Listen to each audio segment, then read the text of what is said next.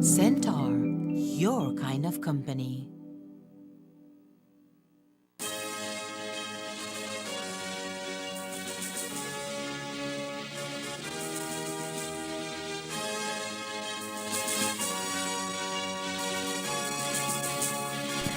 Tonight on CTV3 News, Compole Chester Williams descends upon the village of Carmalita after the killing of Hugo Rodriguez.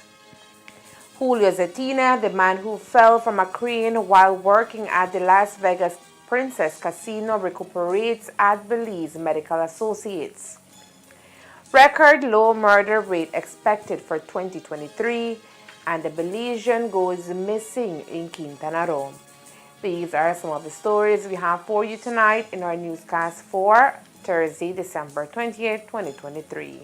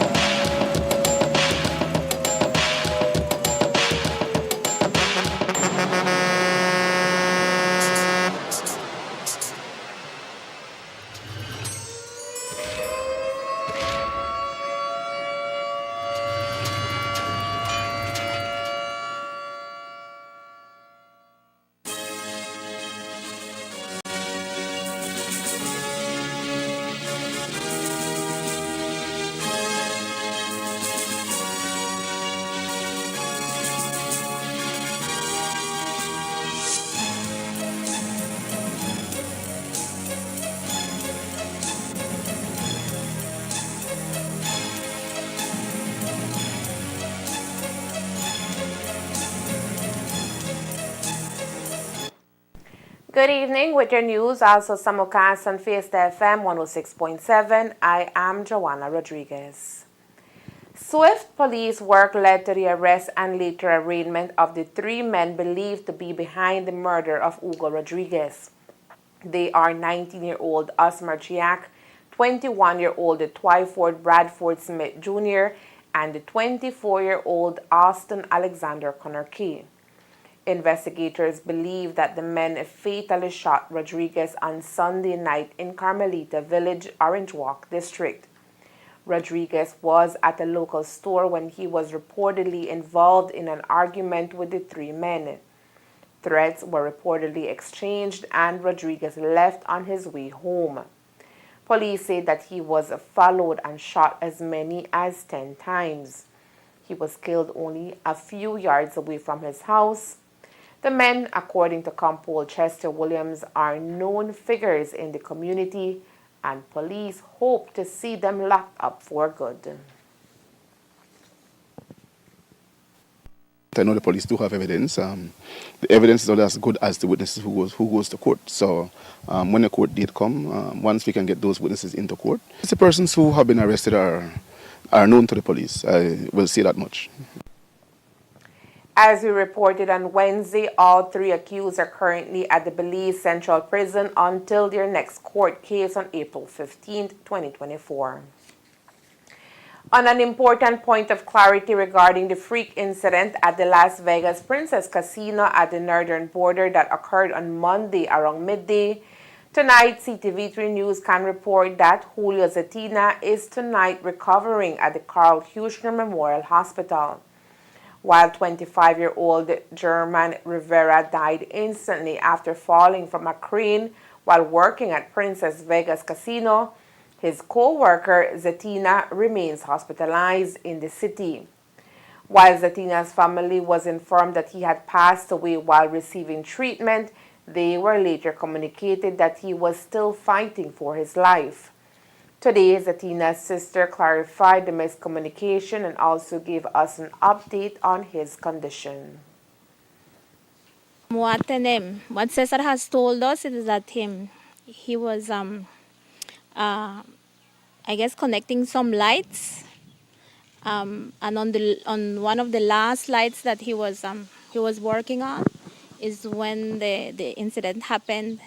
From what he says is that the basket or something snapped from the basket that they were hanging on, and the young man that died and my brother fell, and that's what he told us.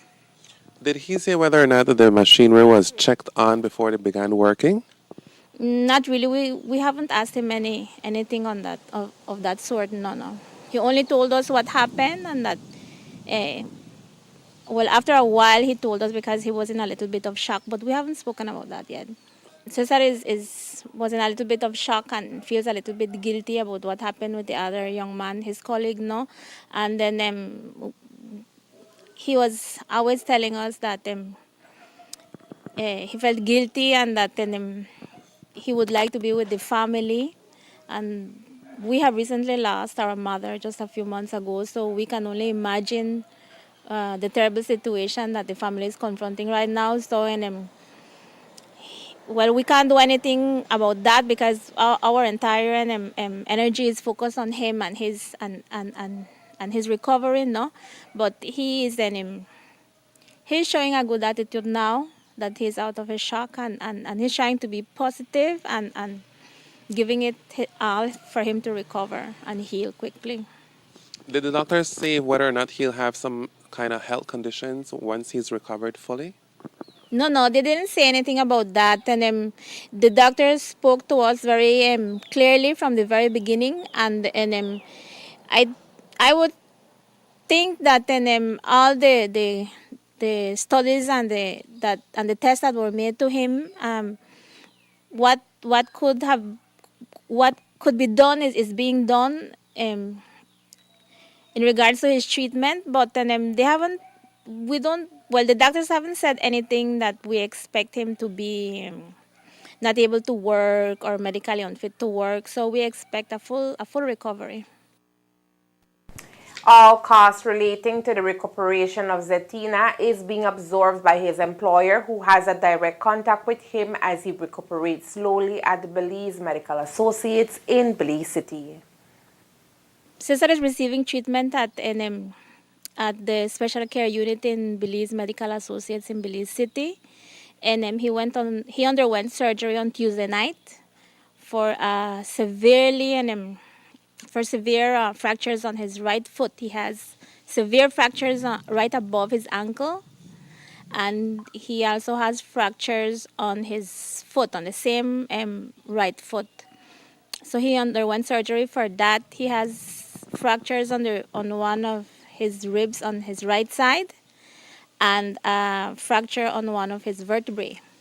But those are not life-threatening. He also received an impact on the right side of his head, right above his eyebrow. That is also not life-threatening.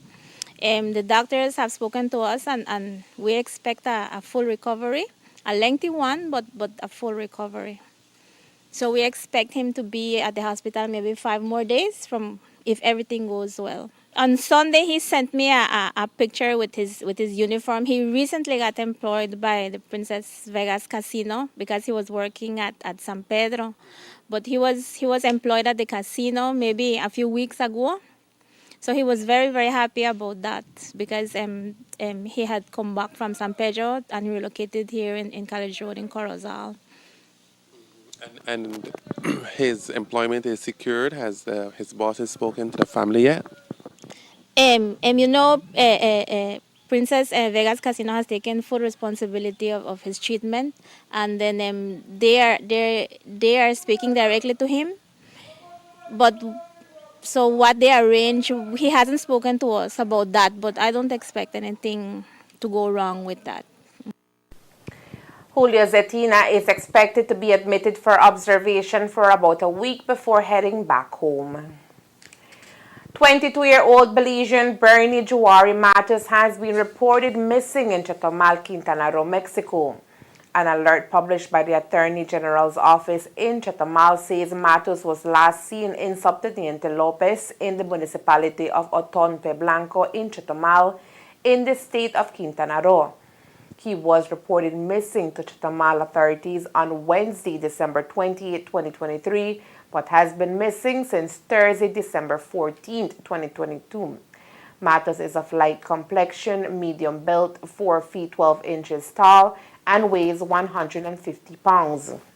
He has shoulder-length wavy black hair and clear eyes. He has a green and red tattoo on his neck, a 3 hearts tattoo on his left wrist, and a scar on the right side of his stomach. When last seen, Matos was wearing a navy blue sweater, beige pants, beige sandals, and a black cap. The Chetumal alert says that if anyone sees him to call 983-835-0050, extension 1132. There are about 10 days remaining before the end of 2023. As it stands, the number of homicides accounted for so far in 2023 is currently nearly 90. It's a figure that is well below the murder count in previous years and will go down as a record achievement for the Belize Police Department. That achievement, according to Commissioner of Police Chester Williams, can be attributed to dedication from the department in conjunction with partners in various sectors.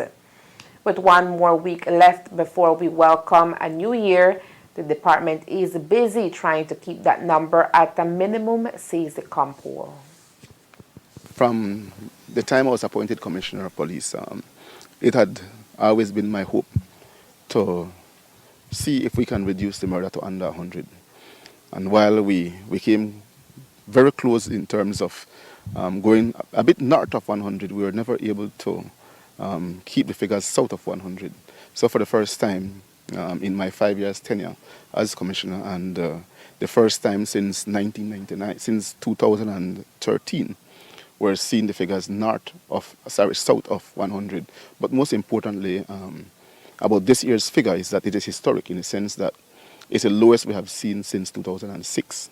And like you said, the per capita figure is going to be the lowest since, like we said again, 2005, which I believe is a great success for the police department.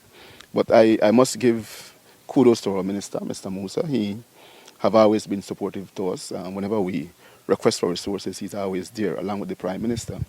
I know that sometimes we're in severe financial constraints, but the Prime Minister do find a way to give the police the resources that we need to function. It's not all that we want that we get, but he tries his best to give us as much as he can. And then we have the all-of-government approach where we incorporated the other stakeholders, the human development, the Ministry of Youth and Sports, Ministry of Education with the free education campaign on Southside Belize City. We're seeing more and more young people enrolled in schools that is taking them off the streets. So all of these things are playing into what we're now reaping the benefit of, a low crime rate where murders are concerned. So going into 2024, we're optimistic that while we believe it is going to be extremely hard to replicate what we have done this year, we do believe that we will be able to replicate it or do even better. At the end of the day, the men and women of the department are extremely dedicated, they're resilient, and whenever challenges present themselves, we find a way to overcome those challenges and move on in the best way we can. Coming up next, we take you to Carmalita village where Compol Williams meets with residents who feel their safety is compromised after the deadly shooting of Hugo Rodriguez. Stay tuned.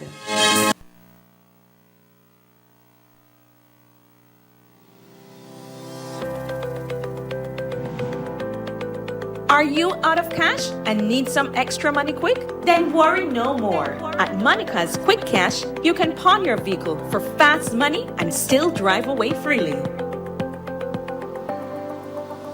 We're also the best place to pawn your TVs or gold jewelry and sell your scrap gold. Monica's Quick Cash. Number 128, Cemetery Road, Belize City. Number 14, Constitution Drive, Belmopan, across from the Belize Bank. And number 2, Belize Corozal Road, Orange Walk Town. Pawn and drive, cash for gold. Fast money with Monica's Quick Cash. Give us a call today at telephone 207-0970.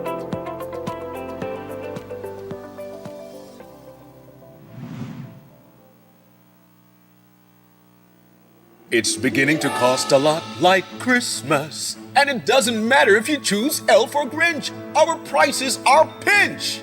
So don't let the holidays sneak up on you and start getting your friends and family gifts with extra savings. Like our Android starter phone, now just $109, or save over $50 on the Redmi A2. Samsung phones, backed by 1-year local warranty, starting at $255. Our 4G LTE tablets for an all-time low price of just $149. Smart TVs, starting at only $349, and Fire Sticks at only $7 to $9. Smartwatches going for $79. Speakers, starting at $39. Headphones and earbuds, starting at just $25, and so much more. This isn't regular shopping, this is Deal Shopping! And Deal World just got started. Cellular World is your #1 technology gift shop. Visit our stores in Belize City, Belmopan, Orange Walk, or San Pedro, or shop via our virtual store through Facebook, Instagram, or WhatsApp at 615-5141. Spread love, share joy, and have a Merry Christmas when you shop at Cellular World. ¿Cómo ganar $1,000 en efectivo por sucursal? Instale o actualice la aplicación de Transmisión Express Plus. ¿Cómo ganar otros $1,000 en efectivo por sucursal? Actualice el saldo de su cuenta a diciembre. Actualice sus datos personales para obtener su boleto electrónico. El sorteo será el 5 de enero del 2024 en el programa Despierta Belice. La gerencia y personal de Centar le desea a clientes y amigos una feliz Navidad y un próspero año nuevo. The St. Francis Xavier Credit Union remains under the supervision of an administrator who was appointed by the Registrar of Credit Unions, who also happens to be the governor of the Central Bank of Belize. In March this year, the Central Bank had appointed Martin Marshallek as an administrator for the credit union, but he would have eventually stepped out for another career opportunity, making way for the new appointment of Marlo Neal. The decision to appoint an administrator at the credit union was made after several discrepancies were discovered, including uncollected loans. To date, the SFXCU remains under revision, and its general manager and board of directors remain at home suspended. During yesterday's press conference held by the Central Bank of Belize, the topic of credit unions came up, and the governor of the Central Bank, Kareem Michael, was asked for an update on the status of the SFXCU. If I gave you this context that there are now these groupings that exist, and on top of that I showed you interconnectedness with concentration, then what is the ideal state that we want to revert to? Competitive behavior. Because I do not want to, I don't see any central bank going tit for tat by implementing again another practice direction. That is not ideal. You will be chasing a ghost. That's a slippery slope, to use another adage. We don't want that. So why not create competition, or not? Why encourage competition? I can't say create. Why not encourage competition? What sort of customer engages in a credit union? What sort of customer engages in a top-tier bank? If we understand those profiles, then why not look towards credit unions to continue to develop and start offering the same services, features as a commercial bank? The Credit Union Act is how old? It hasn't been revised from when? It's over 50 years. So if credit unions develop more sophisticated risk practices, risk models, credit risk officers, then credit unions can start to enter into loan markets which they fully understand and offer loans which they understand better. That sort of competition helps. So if you raise governance, you thereby raise the range of services, practices that other institutions within this financial sector may be able then to actively compete with a commercial bank. And even correspondent banking is another key one. Credit unions perform this role in other jurisdictions. Why not here?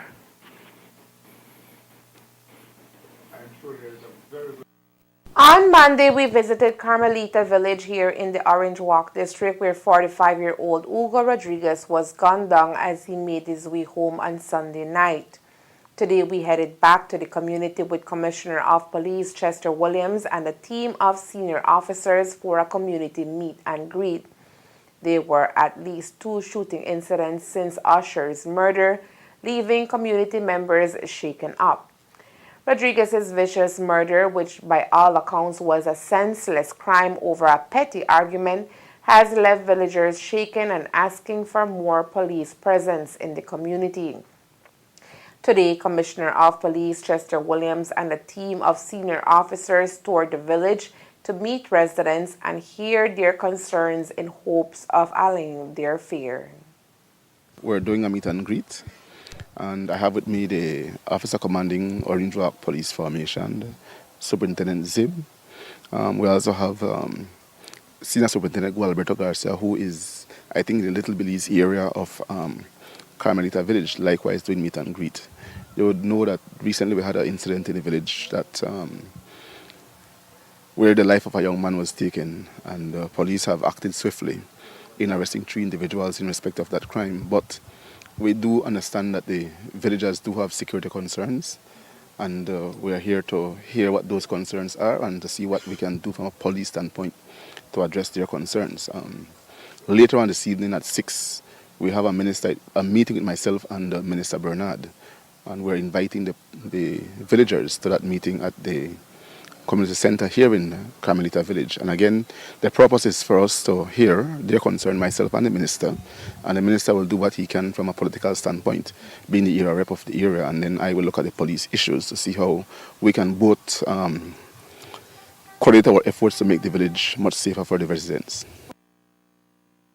One of the main issues raised by residents is the need for more police presence in the village, and that will be addressed in the coming days. For the most part, the people are happy with the work the police have been doing in the village. One concern they have is that they would like to see more police officers. Instead of 1 police in the village, they want 2. I have directed the OC to have 3 as of Monday. We'll have 2 who will be responsible for the overall policing of the village, and then we have 1 that I want to come in to do community policing work. I noticed that there are a number of children in this village and they have nothing to do. So we want to be able to bring our programs here for the children to see how we can get them into some of our programs. As a form of distraction, you know, they're at home, they have nothing to do. They say idle minds is a devil workshop. So we want to be able to have activities for the young people to be able to make them more productive. As we speak, Campo Williams, along with area representative for Orange Walk East, Honorable Kevin Bernard, are meeting at Community Center with residents to chart a way forward. The meeting is set at 6 o'clock tonight, and we're inviting all the villagers to come out and voice their concern. We know that the village has been escalating a little bit with the crime, but we want the villagers to know that we have the presence of the police here already with us, and they have assured us that we would be having a much secure village.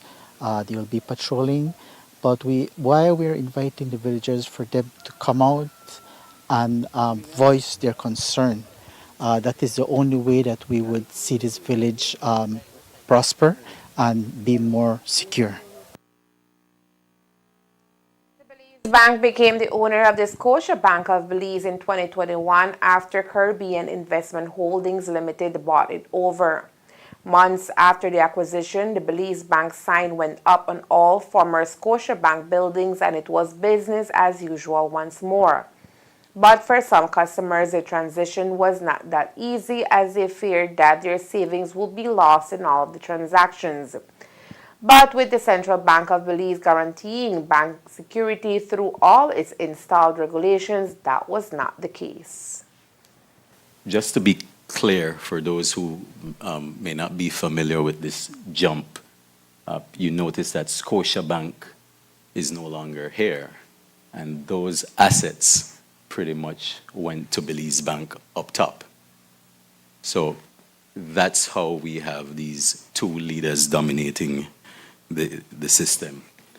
Of course, Atlantic International Bank is no longer in the picture, and as I mentioned, if we had 2017 up there, you would have seen Choice Bank there also. Both institutions going through a resolution. So this sets the stage for what comes next in the presentation, where we talk about why is it important for us to have a premium level of prudential oversight. The inherent systemic risks arising from, if you're just focusing on the two large institutions, continue to warrant the need for effective oversight by the central bank to maintain financial stability. Over the last 5 years, as you know, both banks have recorded exponential asset growth, one particularly through acquisition, and have become now multi-billion-dollar or billion-dollar enterprise. Consequently, a failure or deterioration to just one of these institutions may have system-wide implication which transcend the financial sector.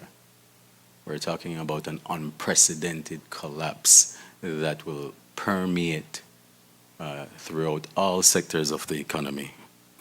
So it's against this backdrop that the central bank works arduously to ensure financial system stability through rigorous prudential oversight of the financial system, which is backed, of course, by the legal framework under which these institutions are governed. But what exactly does financial stability mean for bankers and customers? Kareem Michael, Governor of the Central Bank of Belize, explains. The European Central Bank defines that there are three elements to financial stability. Financial system should be in such a condition that it can comfortably absorb financial and real economic surprises and shocks. We just experienced this in COVID. The central bank should be commended for that effort to ensure that that shock did not balloon or explode in the domestic economy. And if you go back also to the global financial crisis in 07, 08, again, there were a number of things which the central bank did behind the scenes that weren't in the public eye, which also helped, along with the financial system, along with the banks, along with the other deposit-taking institutions, to sort of weather that shock. So this simply entails resilience, safety, soundness. Condition 2, the financial system should be able to efficiently and smoothly transfer resources from savers to investors. Third, financial risk should be assessed and priced reasonably and should also be relatively well managed. So the third one is ensuring that the prices of products and services are commensurate with the risk and that these risks are managed effectively. I mean, some science to it. Some market study, application, analysis. Look at those things. Now, outside of the ECCB, I found another definition or description of what financial stability should look like. So I refer to Mr. Gary J. Skinassi, and I think this is a paper from 2004. He followed it again in 2006. He defines financial stability not only implies that the financial system adequately fulfills its role in allocating resources, transforming and managing risks, mobilizing savings, and facilitating wealth accumulation and growth, but also that within this system, the flow of payments throughout the economy functions smoothly. So I'm setting the stage of why prudential oversight is important, but also why the central bank has this responsibility to ensure efficient payments and settlement systems as well. As we head into the weekend, the hustle and bustle associated with the Christmas season is expected to intensify as Belizeans will be heading into shopping areas to buy gifts and Christmas grocery. But while we look out for promotions and excellent prices, thieves will step up their game and will be monitoring shoppers closely. Since the start of December and especially for this weekend, the police department will be having a number of operations going on across the country to ensure safety for all. Certainly, we have our usual anti-crime campaign. It has been done across the country, and we try to focus primarily within the commercial areas. We know that there are a number of persons who are busy doing their Christmas shoppings, and we want to ensure that they do their shopping in a safe environment, as well as those merchants who are engaged in the sale of goods for Christmas. We want them to do so in a safe environment. So our anti-crime campaign is ongoing, and we have a team that comes back in the evening time from 6 to 10 to assist or to complement the team that is working then to make sure we can cover as much ground as we can, all in an effort to make Belizeans safe. Commuters on all major highways and thoroughfares can also expect an increase in police presence over the weekend as authorities try to curb the incidence of traffic fatalities during the Christmas holiday. Likewise, on our highways, we continue to work in tandem with the Department of Transport in making sure we have adequate highway patrols. And from time to time, we do stop vehicles and search thoroughly for drugs, firearms, or human trafficking victims or human smuggling victims. And an effort, again, to make the roadways safe, likewise, for those persons who use it, and most importantly, to minimize the traffic fatalities on our highways. With the Christmas holidays upon us, the Ministry of Economic Development and the Second Road Safety Project Executing Unit are making a call for us to be responsible during the Christmas season. The Christmas season is a time of celebration. Many of us go to church to celebrate the birth of Jesus Christ and spend with family and friends. Many of us also take the celebration up a notch with parties. However you choose to celebrate, let us be responsible. The Ministry of Economic Development and the Second Road Safety Project Executing Unit said in a statement issued today. As we traverse the streets and highways visiting family and friends during this holiday season, let us remember our responsibilities as road users. Pedestrians, be aware of your surroundings and ensure that the driver of a motor vehicle sees you before you attempt to cross the street, even at pedestrian ramps. Let us use the sidewalks where they exist and ensure that we hold the hands of our children and put them on the inside of the street, away from the traffic. With streets kept super busy over the holidays, the Ministry of Economic Development is asking drivers to be courteous to pedestrians and exercise caution, particularly in the cities and towns. At the end of the release, the ministry stresses, and we quote, "Start your journey early enough to allow you to comply with the speed limit and still reach your destination as planned. Ensure that your lights are working if you plan to drive at night. For everyone's safety, ensure that everyone wears their seat belts when the vehicle is moving. It is now the law. Most of all, do not drive under the influence of alcohol or any illegal substance. The life you save might be your own." And that's the news. We invite you to join us for another newscast on Friday, December 22nd here on CTV3 and Fiesta FM 106.7. Remember that to read a text version of the news, you can visit our website at ctv3belizenews.com. You can also log on to our Facebook page for current stories at facebook.com/CTV3 Belize News or our YouTube channel at CTV3 News BZ. Remember to wash your hands and remain safe. From all of us here at CTV3 News, thank you for watching and listening. Good night.